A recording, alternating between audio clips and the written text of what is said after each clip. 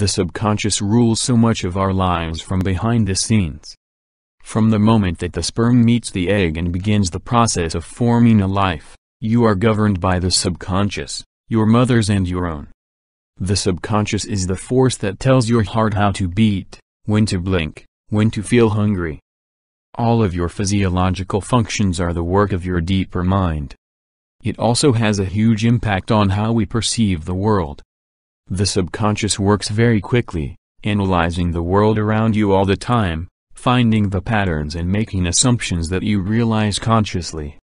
In metaphysical terms, the subconscious is the force that can make or break our creative and spiritual processes. In many ways, the subconscious is a truer reflection of your soul. It is the foundation upon which the ego and the conscious mind are built. So how do we make it listen? This is not an easy answer. There is not one method that will make everyone's subconscious change its old patterns to conform to the new paradigm that we wish to consciously install.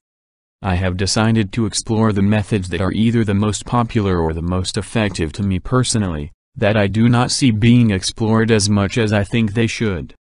Try them out, experiment and explore, and you will find something that works for you, so long as you maintain an open mind. 1. Meditation and visualization. Chances are, we all have heard about the many benefits of meditation, so I won't go on beating this dead horse for too long. All you need to know for these purposes is that when you meditate, you blur the boundary of the conscious and unconscious and begin a sort of integration process. The reason we focus on our breathing so heavily when we meditate is that it is one of the actions that can be controlled by both the conscious and subconscious minds. As we relax more deeply, we become a mix of subconscious and conscious, until eventually both are united and transcend to a state of superconsciousness. It is during this process that we can very easily release old paradigms and install new ones. Simply visualize your intent while you meditate. This is rewriting your subconscious. All a personal paradigm really is a story that we keep subconsciously telling ourselves until it becomes real around us. Now is the time to write a new story with a happier ending. 2. Hypnotherapy. Hypnosis works very similar to meditation, the only difference and benefit being that there is someone to guide you every step of the way. Many people find that meditation and visualization do not work for them because they get distracted, their phone starts buzzing, or they just cannot figure out how to be both relaxed and invested at the same time. A good hypnotherapist can assist in all of those things. More likely than not, he or she will have you turn your phone off on the outset of the session. Their voice and instruction that are both calm but authoritative will keep you focused, and the fact that you probably paid money to have this session take place will make you much more invested in focusing. He or she will teach you how to relax and have an environment that you may feel more suited to this work than your own home. I am aware that not everyone has the opportunity to find a hypnotherapist, and that is okay. There are still other methods that can be explored, and there are also a wide variety of guided meditations and recorded hypnotherapy videos online, for free. 3. Sleep. Sleep, like meditation, is a time when the boundary of the two minds is thinner. How often do we find ourselves falling asleep thinking about all the things they don't want to do tomorrow or are already stressed about from the past day? Have you found yourself drifting to sleep thinking about work, the fight you had with your lover, all the errands you have to run tomorrow, or just loneliness? Many people find that when they are about to fall asleep, that this is the time they are no longer distracted and their worst anxieties and fears can bounce around our minds. This is an unfortunate side effect of a culture that teaches us to fight and fear what we hate, rather than focus on and create what we love. It is especially unfortunate because as you are in that half-asleep state, you are just pouring these ideas in their purest form straight into your subconscious. As you fall asleep, you are essentially a tiny coin being thrown into the giant wishing well of the subconscious.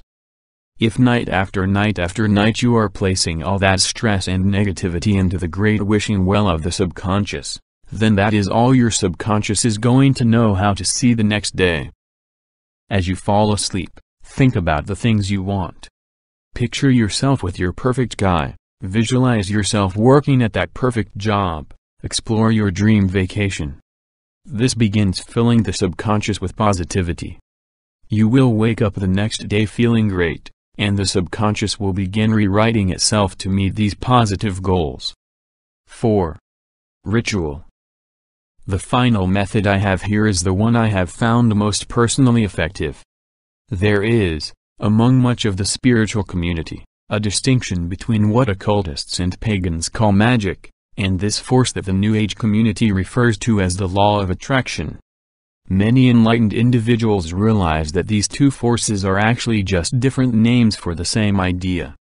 However, New Agers go about making vision boards and using affirmations, while witches and occultists make talismans and say spells.